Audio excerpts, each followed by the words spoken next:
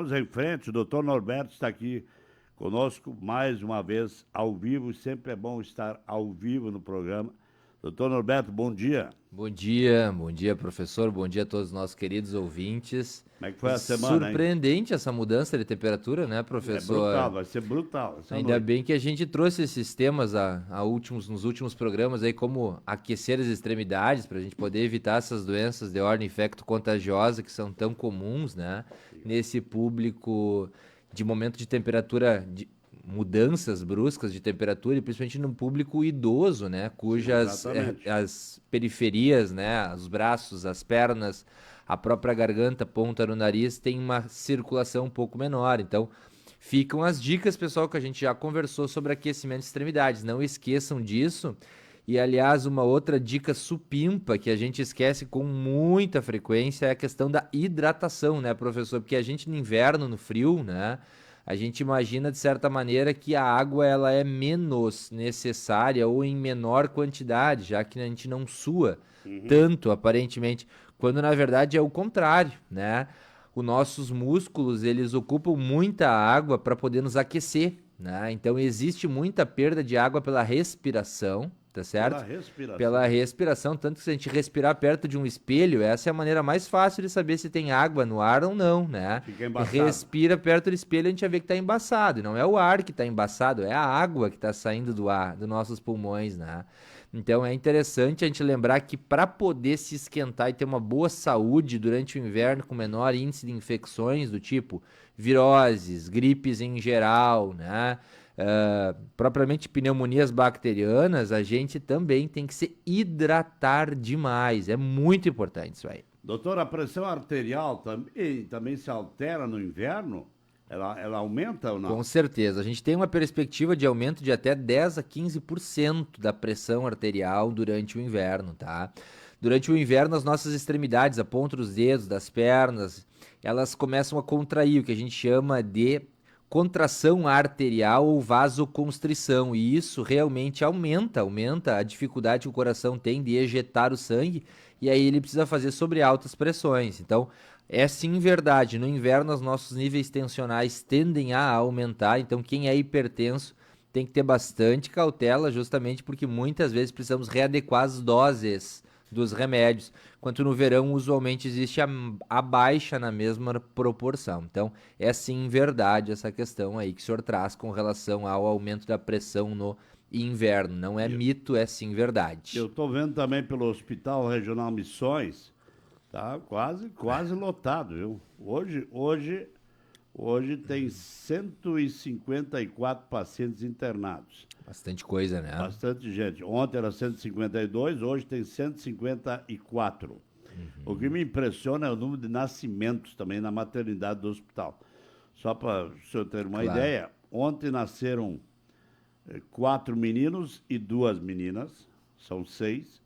Essa noite foi mais calma, nasceram 3 meninos, nenhuma menina, né? Claro que nem todos esses novos habitantes são de Santo Ângelo, porque tem muita Claro, gestante que claro. vem de Cerro Largo, de São Exatamente. Miguel, de Vitória, e o Exatamente. pessoal hoje faz o registro de nascimento na cidade de origem, Perfeito. no domicílio, né? Então, Mas o mais interessante é saber que a população missioneira continua se reproduzindo e vai nos dar continuidade às nossas próximas gerações. E essa é a mensagem que a gente gosta de ouvir, né? o Apesar de. único órgão que não sabe disso é o IBGE, né? O IBGE faz 15 anos, ele mantém a mesma população de Santo Ângelo. Se você no cartório o número de óbitos e de nascimentos, é uma desproporção gigantesca. Mas o IBGE faz censo de 10 em 10 anos, né? Perde até a noção do tempo, né? Que o mundo muda em 2 anos, ou menos até, né? O único que não muda é o critério do IBGE.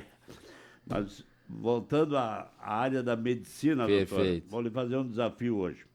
Por gentileza. Eu tenho um amigo, ele teve problemas de saúde muito sérios e o último agravamento que ele teve foi a constatação de ter água nos pulmões. Eu sei que não é muito comum isso acontecer, mas acontece. Olha, professor, tem para te dizer que acontece com relativa frequência, não é tão incomum assim, Ah, tá é? certo? Então, a água nos pulmões, ou o que a gente chama também de edema pulmonar, ele é Hum, causado usualmente por uma fraqueza oriunda do coração. O coração dos nossos organismos, ele é dividido em 4 câmaras, 2 câmaras direitas e 2 câmaras esquerdas. As câmaras direitas, elas são responsáveis por mandar água para o pulmão, mandar sangue para o pulmão. As câmaras esquerdas são responsáveis por retirar esse sangue do pulmão e mandar para a circulação do corpo como um todo. Cérebro, rins, intestino, músculos e assim sucessivamente, tá? O edema de pulmão se dá quando as câmaras esquerdas, que são responsáveis por retirar o sangue dos pulmões e mandar para o organismo, entram em falência. E a principal causa disso é a própria insuficiência cardíaca, que é usualmente conhecida por coração fraco, né, durante a sei. população, nas conversas que a gente mantém.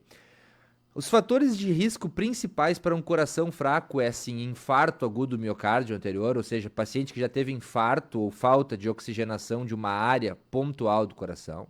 Segundo, hipertensão arterial sistêmica, né? Ou seja, um alto índice de pressão por muitos anos faz o coração cansar. Doença de Chagas, tá certo? Que é sim causada pelo tripanossoma, né? Que é um protozoário que vai destruindo toda a cadeia muscular e anatomicamente distorcendo o coração. Além dos reconhecidos problemas de válvula cardíaca, né? A gente tem 2 válvulas do lado esquerdo, né? Que é a válvula aórtica e a válvula mitral, que quando destruídas, incompetentes ou insuficientes ou estenosadas, fechadas, elas causam uma distorção do funcionamento cardíaco, de tal maneira que esse coração começa a represar muito sangue dentro do pulmão, e esse sangue com altas pressões dentro do pulmão acaba transudando, indo parar para dentro dos alvéolos, e aí o paciente literalmente se afoga, né? Num contexto de intensa falta de ar, começa também a acumular líquido nas pleuras, né? E isso é sim um sinal de grande gravidade, porque um paciente que sobrevive a um edema de pulmão, um edema agudo de pulmão, ele é um paciente realmente resistente, que o manejo ou se deu de uma maneira muito rápida, ou ele tem sim uma certa resistência inerente à genética, porque é uma situação muito grave na medicina. E que é muito frequente no pronto-socorro, num contexto como a gente já citou, de insuficiência cardíaca, insuficiências de válvulas ou estenose de válvulas cardíacas, hipertensão descontrolada e também num público, professor, que são os públicos dos pacientes que fazem hemodiálise, né? Os pacientes que fazem hemodiálise, usualmente 2 a cada 3 vezes, 2 a cada 3 dias ou 2 a 3 vezes por semana, eles precisam retirar líquido do organismo, certo? Caso esse líquido não seja adequadamente tirado, eles faltem às sessões de hemodiálise ou eles ingiram muito líquido entre uma sessão e outra, o nosso corpo fica sobrecarregado de líquidos. E em algum lugar esse líquido tem que parar. Esse líquido vai parando no pericárdio, que é a capa do coração, vai parando na pleura, que é a capa do pulmão, e vai parando também dentro dos pulmões. Então, o paciente pode sim sofrer de um quadro de edema pulmonar por excesso de intoxicação, ou melhor, excesso de água em um contexto de hemodiálise, ou seja, o paciente não faz xixi mediante urina por ausência de funcionamento renal, né? E ele precisa ser retirado dessa água por hemodiálise, perfeito? Se o paciente faz um excesso de ingesta hídrica, ele pode ter edema de pulmão e isso realmente é muito grave e é muito severo. Então a dica para quem já tem esse histórico é cuidar muito bem da sua saúde cardíaca, ter exercícios em dia, controlar o colesterol, preferencialmente colesterol ruim abaixo da marca de 100, né? O colesterol bom acima da marca de 50, controla muito bem os hábitos alimentares e ingerir extremamente pouco sal, porque o sal é o grande vilão do acúmulo de água no nosso organismo. Para a gente ter uma ideia, toda vez que a gente ingere sal em comida tradicionalmente salgada ou indiretamente, por exemplo, com alguns alimentos embutidos, industrializados, a gente faz com que a água se aprisione para dissolver ou diluir esse sal no nosso organismo, e isso causa uma intensa sobrecarga de líquido dentro dos pulmões. Então, a água é muito bem-vinda, com certeza, para organismos sãos, mas a gente tem que entender que todo paciente com insuficiência cardíaca severa, a gente tem que ter um cuidado restrito com o sal, porque senão o sal ele precisa de muita água para se dissolver e acaba gerando uma sobrecarga para o nosso pulmão e aí causando um grande problema como foi o caso do seu amigo, né, professor? Quer dizer que água nos pulmões não é uma mera nomenclatura, não. É água mesmo. Exatamente, é a parte aquosa do nosso sangue, tá certo? Então é a parte aquosa do nosso sangue que sai de dentro das artérias e das veias e acaba parando dentro dos alvéolos, que é onde os sacos, onde existe a respiração do pulmão.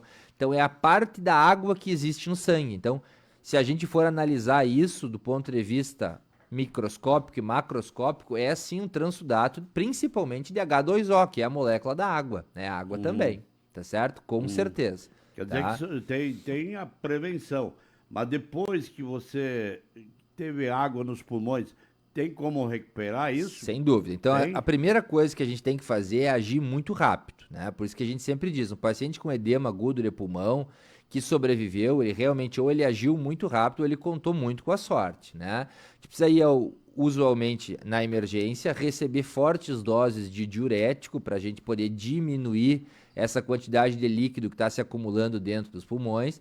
A gente precisa receber uma medicação que diminua a pressão arterial, caso essa pressão arterial esteja alta, né? Consequentemente, facilitando a saída do sangue do pulmão e entrando na circulação geral do nosso organismo. E a gente tem que descobrir a causa desse edema agudo de pulmão.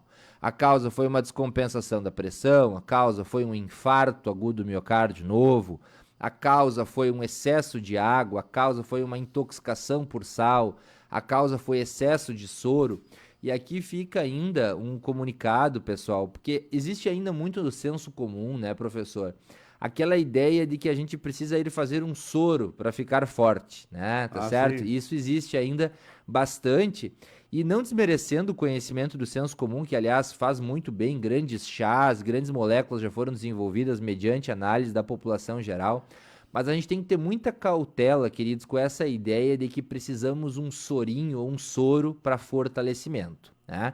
Pessoas que têm um coração fraco, ou pessoas que já estão em hemodiálise, ou pessoas que estão com certa sobrecarga de pressão arterial, a gente fazer soro na veia, que é um mecanismo, de certa forma, artificial de injetar líquido no organismo, certo? Porque é colocado uma agulha dentro de uma veia e colocado uma solução salina, que é o soro fisiológico. Soro fisiológico não é água, o soro fisiológico é água com sal, com cloreto de sódio.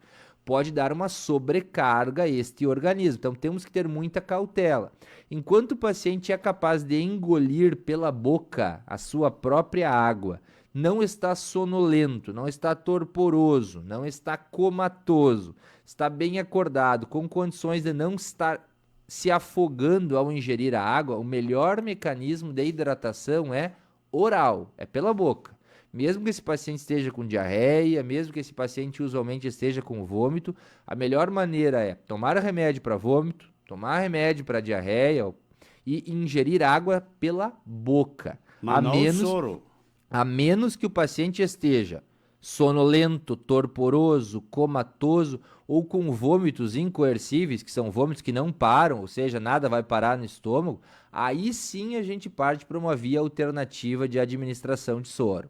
Eu falo isso porque é cada vez mais frequente essa ideia de que a gente, cada vez que está fraco, cansado, com dores musculares, com um pouco de diarreia ou com uma gastroenterite, a gente vai urgentemente à emergência necessitar soro na veia. Isso não é o correto.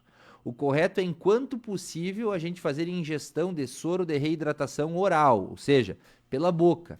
O velho soro caseiro é muito bem-vindo e é muito bacana de ser feito. Tá, mas qual é a composição do soro caseiro? O soro caseiro nada mais é do que água da torneira fervida e esfriada para a gente eliminar qualquer contaminação e micro-organismos, misturado usualmente com 2 colheres de sopa de açúcar e 1 colher rasa de sal em 1 litro de água. Esse é o velho soro caseiro, que funciona muito bem para equilíbrio dos nossos íons quando a gente está com diarreia ou com vômito.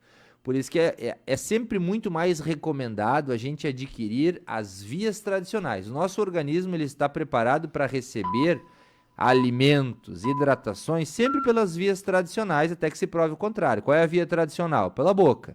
A gente somente vai criar uma via alternativa, uma via invasiva, como é furar com agulha a nossa pele até alcançar uma veia, em casos de inviabilidade de administração de medicações orais ou quando a gente precisa de uma rapidez de ação muito intensa. Por exemplo, aquele paciente que foi encontrado desidratado, depois, esses dias mesmo, uma paciente foi encontrada desidratada pós-queda de um prédio lá no Japão, num terremoto, e ficava 1 ou 2 dias, né, sem hidratação, ou seja, ela estava extremamente desidratada, sem beber, sem comer 2 dias, estava totalmente lentificada, sem condições de resposta. Bom, essa é uma situação que não se tem discussão.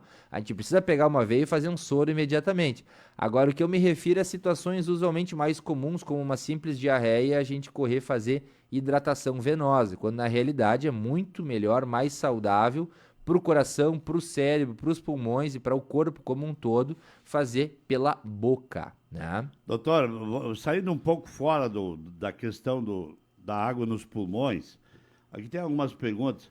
Uma delas, um ouvinte está perguntando o seguinte: se alguns medicamentos contra a pressão arterial ou para controlar a pressão, como Perfeito. é o caso do Naprix, Certo. ele como efeito colateral, ele pode provocar tosse?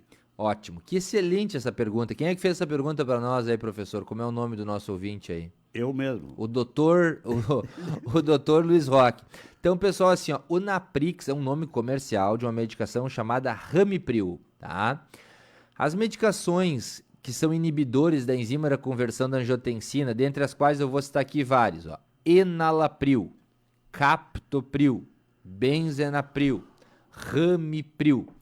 Todas essas medicações, elas são excelentes antihipertensivos, protegem o coração, protegem o rim, controlam muito bem a pressão arterial nas doses corretas, contudo, em uma parcela da população, em torno de 5 a 10% da população, podem impactar com tosse, tá certo? Tá? A tosse dessa população, ela não é dependente de fatores extrínsecos, por exemplo, só tosse no vento, só tosse quando fuma, só tosse quando está sem roupa, só tosse no banho. Não, ela é uma tosse diária, sem nenhum motivo aparente que não o medicamentoso. E aí, usualmente, se faz uma conversão medicamentosa. Se usa uma medicação muito aparentada, com essas que a gente citou, contudo que não tem este mecanismo provocador de tosse. E aí a gente tem boas alternativas, como a losartana, como a candesartana, como a valsartana, que são medicações muito aparentadas e que funcionam muitas vezes tão bem quanto, tá certo? E que não provocam tosse porque pulam esse mecanismo que forma histamina, que irrita os nossos brônquios e provoca tosse. Então, é interessante a tua pergunta, sim, e é muito verdadeira. Existe essa possibilidade, assim.